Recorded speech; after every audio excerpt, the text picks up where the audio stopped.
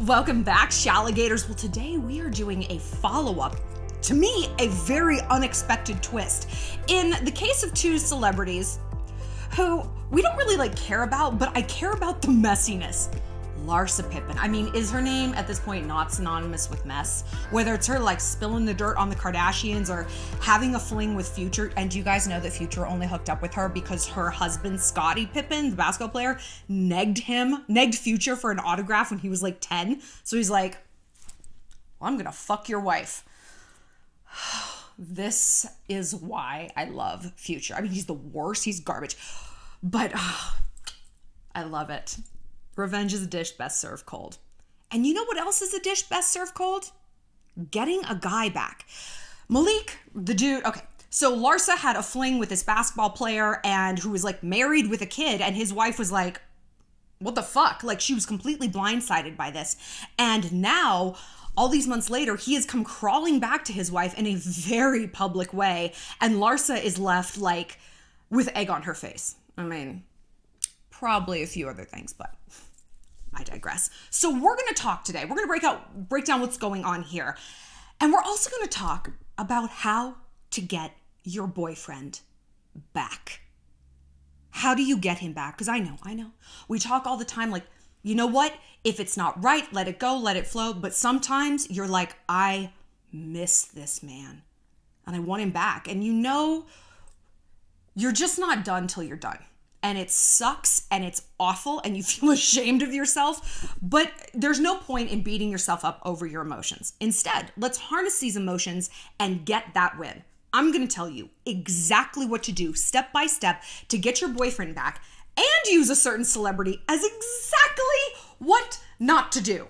A little celebrity called Olivia Rodrigo. Oh, we're going to break it all down, but before we do, I just want to remind you guys to join me in Mexico. We still have, I think, 2 or 3 spaces left for the Gator Getaway with influencer travel company Trend 45 to Tulum, Mexico. We're going 2 different weeks in June 11th to 17th, and then June 27th to July 2nd. We're going to have a bunch of photographers, excursions. We're going to do some Gator breakaways.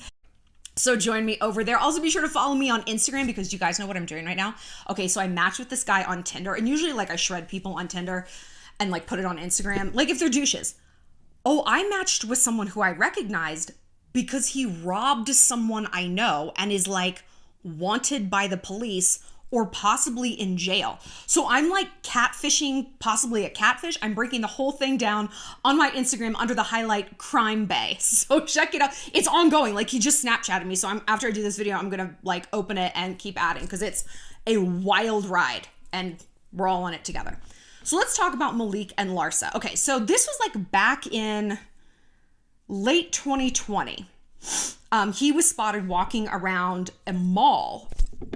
You took your girlfriend on a date, with a bag from Macys. He took Larsa on a date to Macys, and he looked like Ronald McDonald, who works at Hot Topic. She looked like a slutty blacksmith. I don't understand what these outfits are for two ostensibly very rich people. And Larsa got a whole bunch of shit because she's kind of been known as she's messy. She's messy. And she's older. She's 46.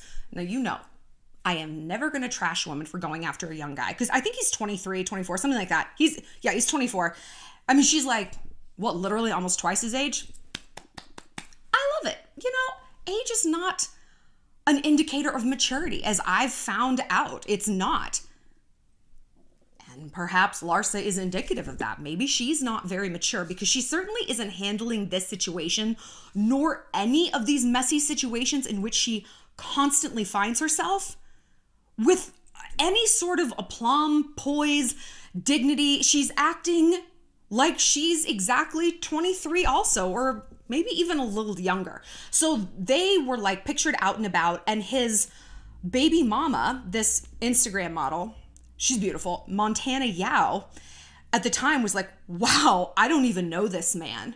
I'm seeing this for the first time just like you guys are. And she was just blindsided. And we did a video on it back then. I think maybe it was how to handle being cheated on publicly and how incredibly humiliating it is. Sorry, camera. And so, I mean, they were like out and about and posting coupley pics and stuff. Like, Malik did not seem to be regretting this at all.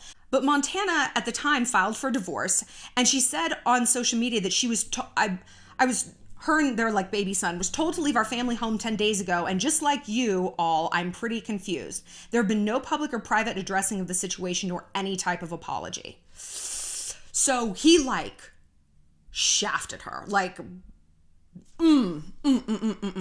So him and Larsa like broke up a few weeks ago, a month ago, something like that. We haven't really heard much about it. And now Malik is piping up in a very, very big way. The old Instagram grand gesture. So he posted a picture. I think of like, this looks like him in Montana when their baby son was born. And I'm going to read you what he wrote in his horrible grammar. I mean, okay. He's very talented in some areas, but I'd perhaps not a Pulitzer in his future. I want to say sorry for putting you in the situation you were put in the last few months. My head wasn't where it was supposed to be. I think he means where. Wasn't where it was supposed to be. I was looking for more when it was right here that whole time. I'm telling the world and you that there's nobody like you for me. For the record, I was the one who ended my last relationship off the fact that there's no one like you. He means he's the one who dumped Larsa. Also for the record, I wanted to do my own ish because I just left you guys, and I def ain't the type to set up pictures at the mall and ish and shit. I think that's what that means. As that's some childish-ish, and I'm trying to grow individually and grow a family, a real family. I ain't looking to be judged. I'm looking for forgiveness. To forgive me for hurting my family the way I did. At the end of the day, I'm a lover boy, and I miss holding y'all and loving y'all. I love you, Mushi. I love you, Kai Kai. My family over thing. I believe he means family over everything, but just family over thing. Family over noun. Person, place, or thing. You know when we talk about like the shy guy, you know, I like a shy guy, but he's too shy to come after me. So I've got to chase him. Oh, he's too like broken to come after me. And do you know what I always say to you guys, whether it's individual, because you guys can submit questions to me at shallonlester.com, or it's on here. You know what I say? If a guy wants you, he'll make it known. And it might not be ultra smooth. It might not look like a Noah Centineo rom-com. Oh, he's like, ugh, I can smell him from here. It might not be smooth. Malik writing this, not very smooth, not grammar check. There's 2 periods. I think he means them to be an ellipsis. He's all over the place grammatically. But he says it, and he puts it out there, and he doesn't care if he looks semi-literate. He doesn't care if he says family over thing. He is trying to get his point across to the woman he loves. Remember this, that a man who is like, not exactly like Captain Feelings, you know, like he's a dude, he's a jock, he's a bro jock, will still get the message across when it's important. If a man is not getting that message across to you, it's because it's not important. And I know what you think, like, well, no, but he's broken, he's this. Okay, therefore, it's not important enough for him to fix these things to get what he wants. It's just not. Do you know that I'm talking to myself right now? I am lecturing myself. Sometimes I do these videos as sort of like bleh, like my own therapy, but like I need this reminder in a big way right now. And you guys probably do too. So, Montana had some things to say. Well, you want to hear first what Larsa had to say? She posted on her Instagram stories, like where she airs all of her grievances, just a clown emoji. A clown. And then her rep, like her, was like, Larsa doesn't care. Larsa doesn't care. Larsa is happy to be out of this relationship. She's the one who ended it. She's focused on her business. Larsa Marie. Girl, save it. Save the fucking plug. Like, nobody cares about your business. I don't even know what it is. Is it an MLM? I don't care. So, like, Larsa, I think, looked like the clown by posting that clown emoji. The classy route would have been like, you know what? I always saw great things in Malik, and I'm happy to see that he's choosing his family because family is so important. Things with us didn't work out, and I didn't know the extent of how it went down. She could have, if she wanted to shade him, she could have been like, I thought that he broke up with her in like an ethical way. Like, I thought that he did, but he didn't. And like, when I kind of figured out the depth of that, I distanced myself from the situation. So I wish him well, and I wish Montana well. That would have been the classy move. Or say nothing. Just, if you want to look so unbothered, don't bother. Just don't even bother, right? So Montana wrote back. She posted back. Macay, their son, and I do appreciate Malik's apology. It's hard to own up to bad decisions and apologize, especially publicly, so it's really appreciated. My main priority would be my son, this is a step towards healing for me and also having Malik be part of Macay's life because he does deserve to have a father, At the end of the day, we're both his parents. I'm praying for his sake. Son. Raise him with love, respect, happiness, and both sides, Why am I glossing through that? Okay, because it's boring. I don't care. But it's not a, I love you, I'm taking you back. But it's also not a no. It's not a no. Like, she spilled the tea before. Like, she's been, like, messy back. And I think if it was really a no, she'd be like, you can go fuck yourself. Like, you can take your bullshit, too little, too late apology back to the goddamn Macys fucking food court. Get one of those stupid Godiva chocolate bars they have at the checkout and fuck yourself with it. She could say that, you know? But she didn't. And that, to me, all I read through between the lines of her, like, response is the open door. And, you know, it's that Khloe Kardashian thing of co-parenting. We're going to co-parent for the baby. Okay. I think we all know. Of course she's probably still in love with him. It's her husband. It's the father of her child. I haven't gotten over a dude I liked in 10th grade. Do you think this woman got over her husband in like 5 months? No. It's a sad fact how long people have to get us back. Right? Isn't it? Like, when you actually quantify it, it's like, fuck. Like, if you're wounded about someone and you write, like, look how long it's been, you're like, okay. You know, and especially if it's someone who lived in, like, that myth and infamy. Like, we talk about this with Justin Bieber and Hailey Baldwin. Like, when he dumped her and started taking it with Sofia Richie, right? Remember that? And she was just so wounded. Like, of course you're going to give that person another chance, almost out of like a nostalgia, almost out of like respect to the former version of yourself that you were. Even if you're over him, it's like, but I wanted this for so long. I wanted him to come back for so long. Of course I'm going to see what happens. You know, we do this, but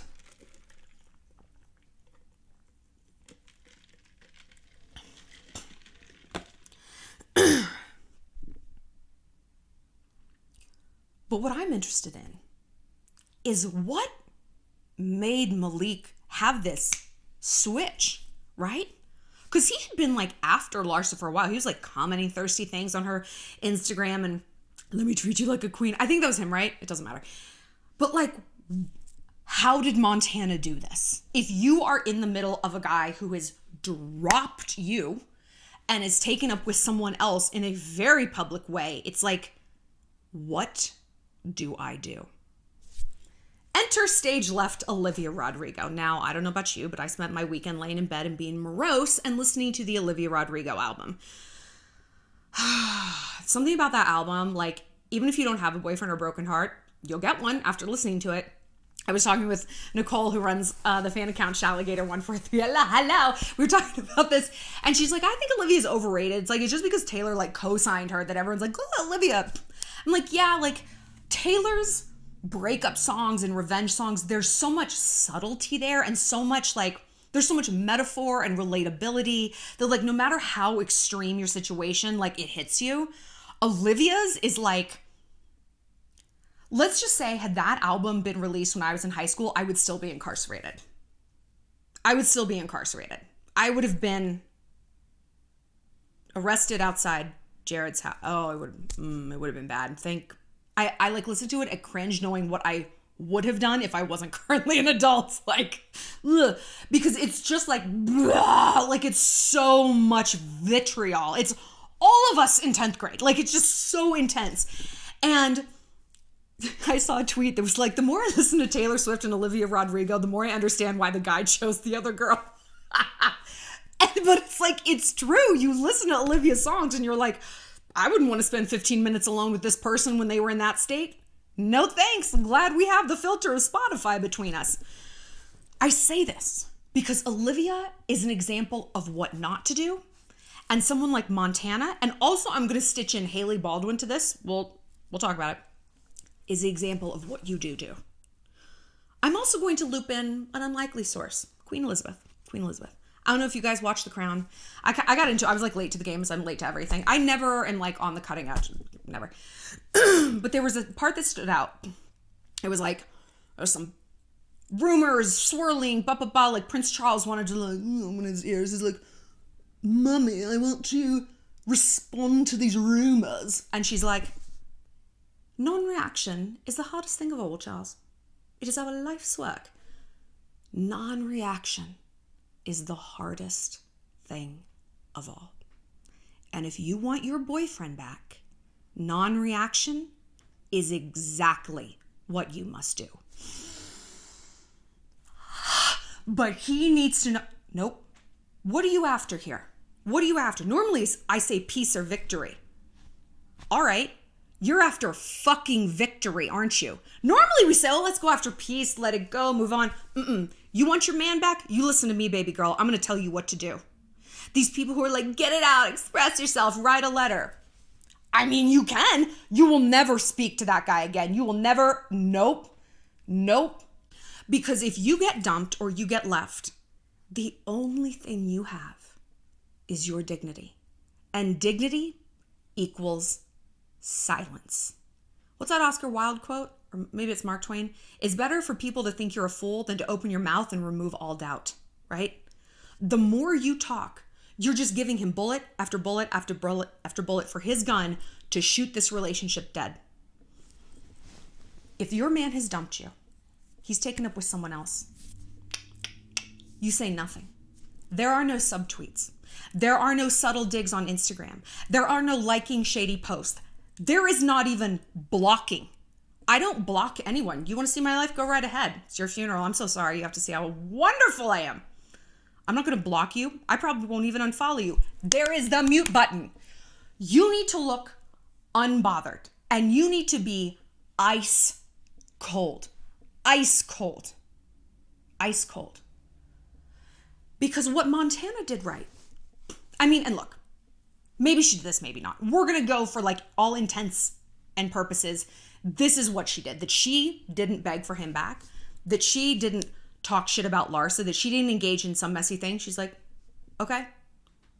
I wish she hadn't said on social media, like, he kicked me out of the house. This hasn't been addressed. I wish she'd done that. But I am inclined to believe that she like iced him out because he came back in such a big public way, right? They can't miss you if they haven't lost you. And sometimes men need a big dose of what they think they want in order to get over it. Nothing destroys a crush like data, right? Have you ever had a crush on a guy and you've actually like gone on a road trip with him or, you know, spent time at a corporate retreat together or like had to have like him as your lab partner and you're just like, If you're being honest with yourself, the more time you spend around someone you're obsessed with, the less you kind of are into it. This goes back to the Hurt Locker thing. This goes back to our mythologization, yes, of the people we obsess with and why we obsess over them. You know, are they an emotional getaway car? Are they someone who we think is going to save us? Are they some version of ourselves we want to be? Right? What do they represent? And if you can just be honest with yourself and be like, they might represent something. They might represent something. Okay. Data is going to cut that in half. Data is going to be this truth serum squirted into this. And you'd be like, oh my God, what? You clap when the plane lands? Holy mother of God. Right? And this is not something specific to women. In fact, guys are victim to this more than anyone. You know why? Because they're stupid and they're bamboozled by pussy, which we all have. We all have one. And yet they're like, well, there's one over there. You're like, there's one here. I own it. You've seen it. Why that one? Because it's different. Okay.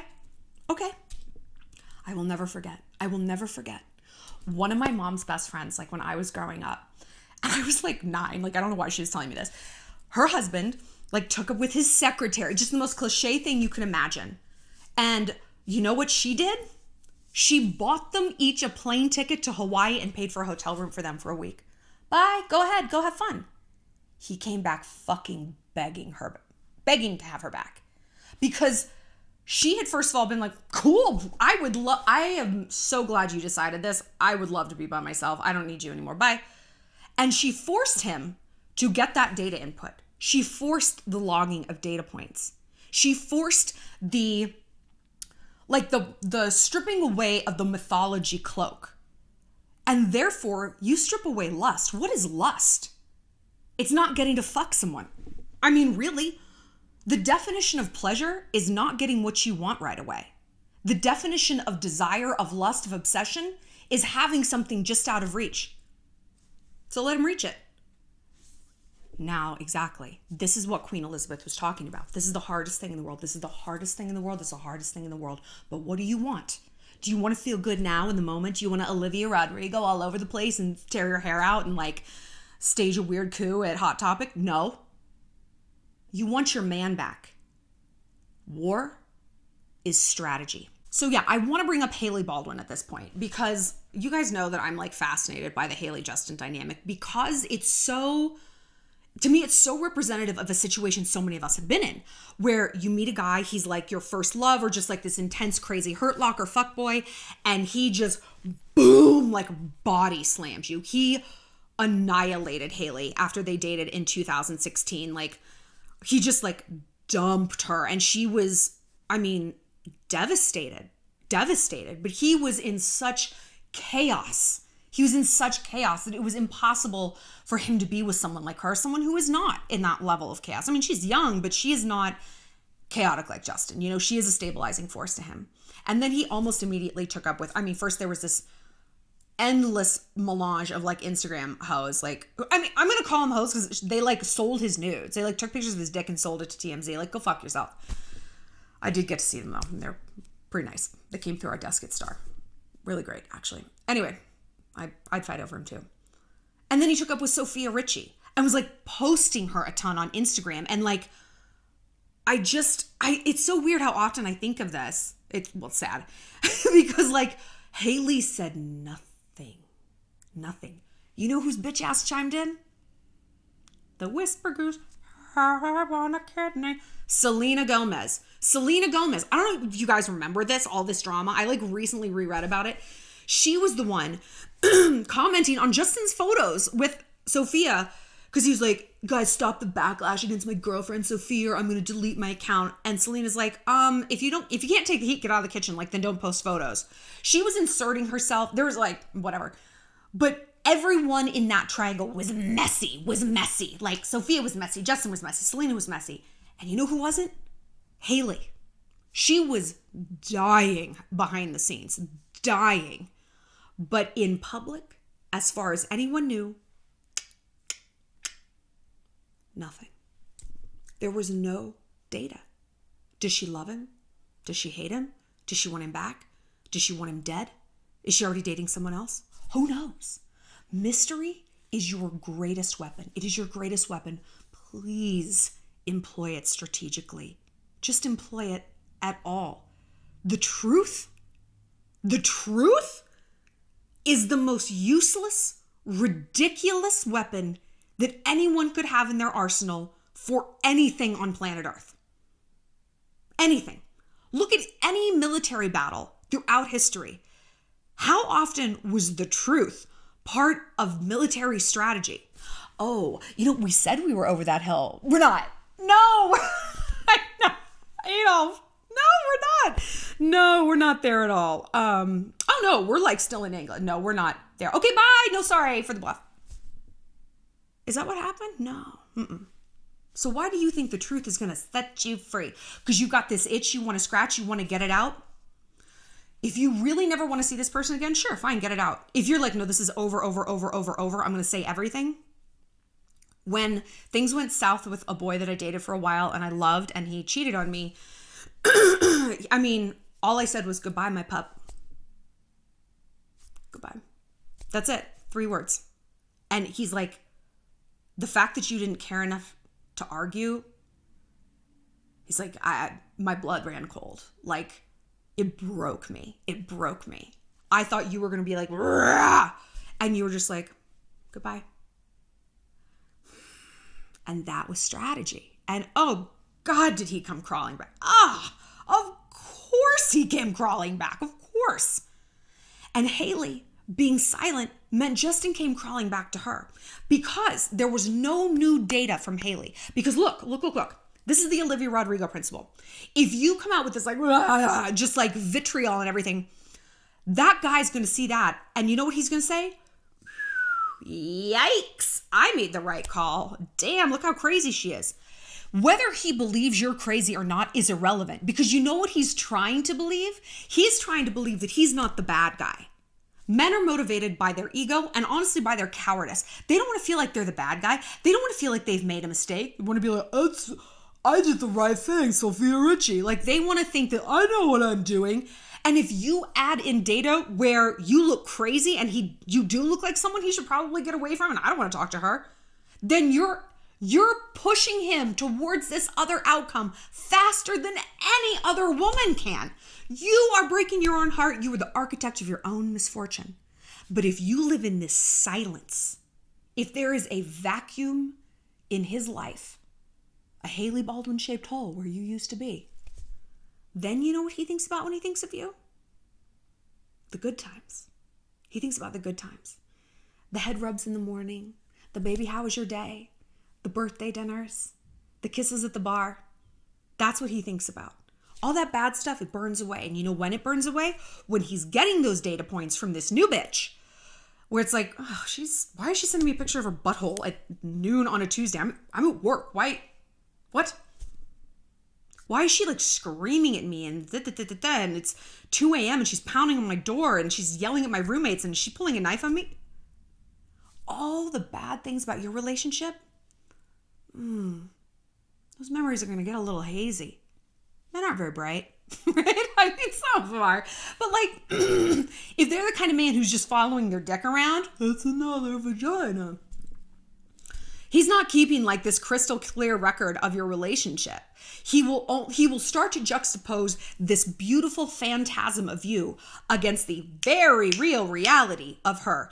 And then you know what's happened? The roles have reversed, haven't they? Because before, he was juxtaposing the reality of you against the incredible orgasmic fantasy of this new bitch. Isn't it funny how by doing nothing, you can impact everything? By silence, you turn the tide of the battle. And it's hard. It's hard. But it's strategy, and war is hard. War is about self-control. War is as much about what you don't do as about what you do. We have to be strategic about this. And people are going to tell you not to. You just call him, fuck her, DM her, You know why? They want drama. There's no consequences for people telling you this. Even if your friends love you, we love a blood sport. You know, I'm a Roman woman. Blood sports are the only sports in ancient Rome. Like, we love to watch a bloodbath. Don't listen to people who are doing that. Listen to your most strategic friend. And that might just be me. It might only be me. That's okay. Listen to me. I know what I'm talking about. So yeah, you have my mom's friend who's like, bye, have fun in Hawaii. Didn't anticipate that move, right? My other friend, her boyfriend, like broke up with her out of nowhere one time, like out of nowhere, basically on Valentine's Day. And she iced him out. And they lived together. Or no, they hadn't. Close enough. They've been together like 5 years. Like, this was not like a casual relationship. And she's like, okay, bye. And within like 6 weeks, I remember it as like 48 hours, but she's like, oh, no. It was like 6 or 8 weeks. That motherfucker was on his hands and knees, calling, gifts. And she's like, I don't want to talk to you. Finally, when she would answer, she'd be like, I'm still processing things. I don't need to talk to you. We can meet up in September. It was June. And he's like, okay, yeah. Oh, okay, thanks. Iced him out. The most frightening thing of all that a man can ever encounter is a woman who doesn't care. A woman who doesn't even care enough to fight. There's a Sam Hunt song called Nothing Lasts Forever. I had to listen to it a bunch of times because I didn't like get the deeper meaning at first. I was just like, oh yeah, nothing lasts forever. But it's about how he's like begging this woman to just say something. Tell me you love me. Tell me you hate me. Tell me you feel sorry for me. Say anything but nothing because nothingness lasts forever.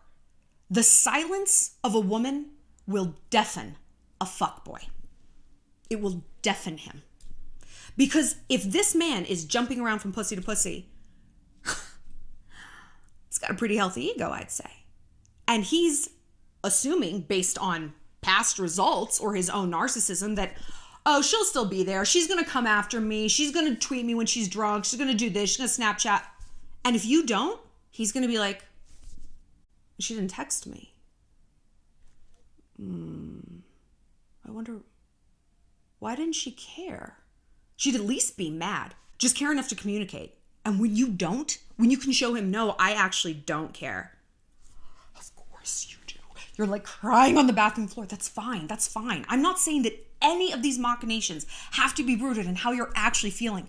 No, this is fucking strategy. And this strategy must continue over all aspects of your life, not just direct one-on-one contact. Like I said, no subtweeting, no like, oh, sad, I'm so emo things. Nothing on any network. Don't post a fucking playlist. Nothing. Also, you talk neither to him nor about him. He is a dead man. He is a ghost. Are you okay? Yeah, I'm fine. Yeah.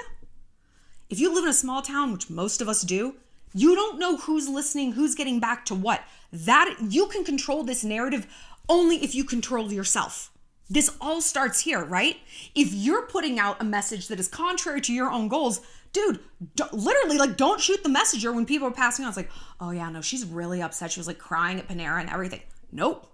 If that means you need to stay home, if you need to, oh gosh, I'm just like studying for the LSAT, but you're at home crying and watching Law and Order, fine. It's about what you present, okay? And no, it's not going to be easy. It's not. Is it going to work though? Yeah. But I know what you're saying. Well, what if it doesn't? What if it doesn't? Then you still come out a winner. Do you know why? Because you still have your dignity.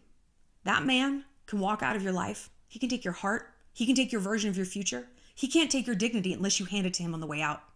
Unless you're groveling and crying and I'm sorry and come back and you keep doing that even after he's gone. You are angry on social media, or you're doing something worse. You're trying to pretend like you've already moved on and you're like manically happy, right? We've a lot of us swung into that direction, and that can be just as destructive because again, it's so apparent. It's so apparent that it's like, okay, the opposite of love isn't hate, it's apathy. On your networks, the party line, business as usual. Business as usual. You guys didn't even know when I got divorced. Business as usual, right? Because look, whether or not that's going to bring someone back, you can stand alone in your dignity. So much of the time when we look back on painful breakups, yes, it's the actions they've done to us and the heartbreak, but a lot of times it's our own actions. Like I said, listening to the Olivia album, it's like, ugh. I was just thinking about how crazy I was when I was like 15. Weren't we all? And if you're 15 now, I'm so sorry. But try to keep it to a dull roar. I promise you, you'll thank me later. But like, it's how we acted after the fact. I mean, it's like Braveheart. They can take our lives, but they can't take our freedom. You know? You can take my heart. You can break it. I'm more than just that. I'm more than just my love for you. I loved you, but I love me more. And you've clowned me. Well, dude, I'm not going to help you in that. I'm not going to clown myself and look desperate or bothered or anything. I think it's really important that we let go of the idea that we have to publicly own our emotions and express every emotion we've ever had. It's not healthy because, again, what is your strategy? What is your goal? What is your goal? To just get it out? I just need to get it out. Okay, well, all right. You're not going to get what you want. Think of this in terms of food, right? You know, I love to copy and paste a dynamic into an alternate like logistical situation to like snap it into clarity. If you have a beach vacation coming up and you want to be thin, look good in your bikini, are you going to eat those donuts? But no, I want to. This is like my truth and I need to live it. Okay. Don't come crying to me when you feel fat in your swimsuit. Right? You can't have it all. We cannot move through the world in this animalistic, reactive, instinctive like behavior and then expect strategic results. We can't move through the world in this knee-jerk, just flying by the seat of our pants way and expect positive outcomes. If we do get positive outcomes, they will literally just be an accident. A broken clock is still right twice a day. You know? We have to control ourselves to get controlled outcomes. Think about school. If you maybe go to class, maybe not, fuck you, Professor Stewart, meh. Do you think you're magically gonna end up valedictorian? That you're just gonna happen to get into Harvard Law? Probably not. You act in chaos, you get chaos. You act in strategy, you get strategically targeted results based on what you truly want and need for your life. And it sucks. Ugh, it sucks so bad. It sucks so bad. Just like dieting sucks. Just like studying sucks. Just like any other path of sanity and dignity and self-control sucks. But we do it for the strategic outcome. So get it out of your mind that love, because it's like, I don't know, it's just like love. It just like exists beyond logic. No, it fucking doesn't. For chaotic, lonely people, it does. You're not one of those people. It exists exactly within the realm of strategy, logic, and self-control, like every other thing that's positive and healthy in our life does. Do not for a second tell yourself you are a slave to your instinct. Fuck instinct. We talked about this in a recent video. People's instinct is like pee wherever they want. Do you do it? No, you don't. So get your head out of your ass and stop telling yourself, and don't let anyone else tell you that that's how you have to operate. You are an emotional warlord. And your first order of business, the first land to conquer, is your own. Every warlord's first victory, first conquest, are their own people, right? Yes, that's what you do. Then you expand out. You get a grip on yourself. How do you do this?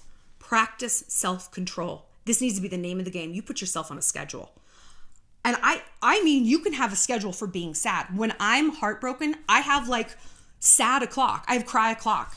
I do. I put it in my calendar. I'm like, 5 p.m. is when I cry.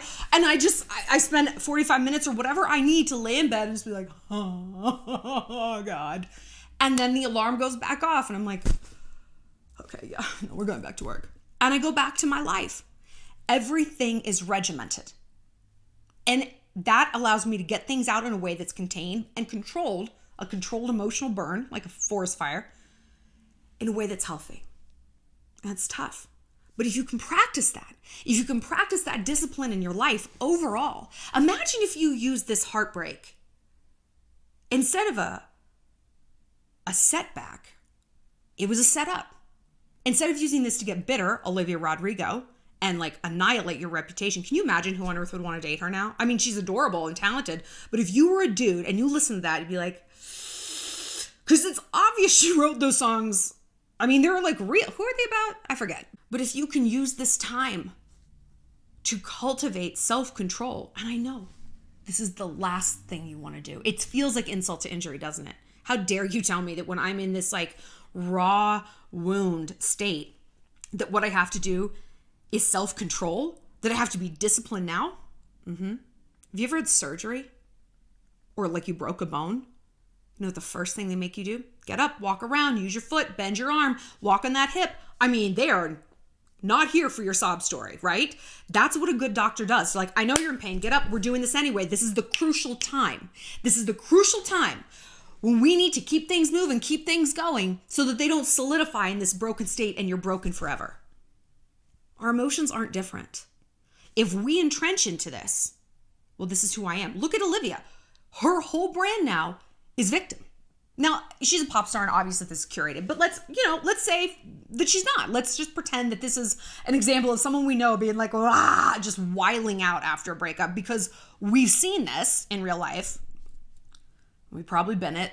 I mean, I have. So once you get used to that, once you sort of explore that emotional territory of insanity and lashing out and dialing down your dignity and begging and looking desperate, well, it's really easy to go back there again. This is even a psychological principle about lying. I think it's called like the comfort of deception. What's it called? Like something like that. But it's basically like, you hear about con men, like Ponzi schemers and whatever. And it's like, how could they lie like this? Well, they didn't start out lying like this. Serial killers don't like go from like model citizen to like stabbing a hooker in a truck stop parking lot. It escalates. Everything escalates, and you become more and more and more comfortable with your own self-evil, right? And then this is just the norm. So to wrap it up, ice, ice, ice, ice, ice, ice, ice, ice, ice. Have time that you can really express your emotion. Have friends that you can truly vent to. When I say don't talk to him or about him, I mean to people who it might get back to. You got a sister, a best friend, a mom. Absolutely, absolutely get it out. Process. See a therapist. Why not? But keep strategy forever in mind. Do the mind mapping that I talk about. What are you going to do if XYZ happens? Go into worst case scenarios. And I've had to do that recently, and it's like, it's awful, like I've done that. And it's like, well, what am I going to do if they post something crazy? If they do this, if they do that? It's like, but when I have a predetermined response, then when that happens, I'm not in this fight or flight state anymore. And I can deploy the predetermined weapon, which is usually silence, but maybe not. And I feel better. I feel better about it. So I want to know what you guys have to say. When you have gotten dumped or when a guy has left, what did you do that got him back?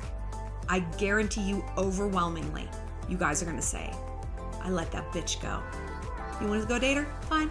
Bye. Use condom. Have fun. Or don't. I could give a shit. I guarantee you that's what you're going to say. But I want to know. Tell me in the comment section. I really, really want to know. And also be sure to click the link below to join me in Mexico. It's going to be so fun. I'm going to have a sprite down. It's going to be fantastic. I'll see you later, alligators.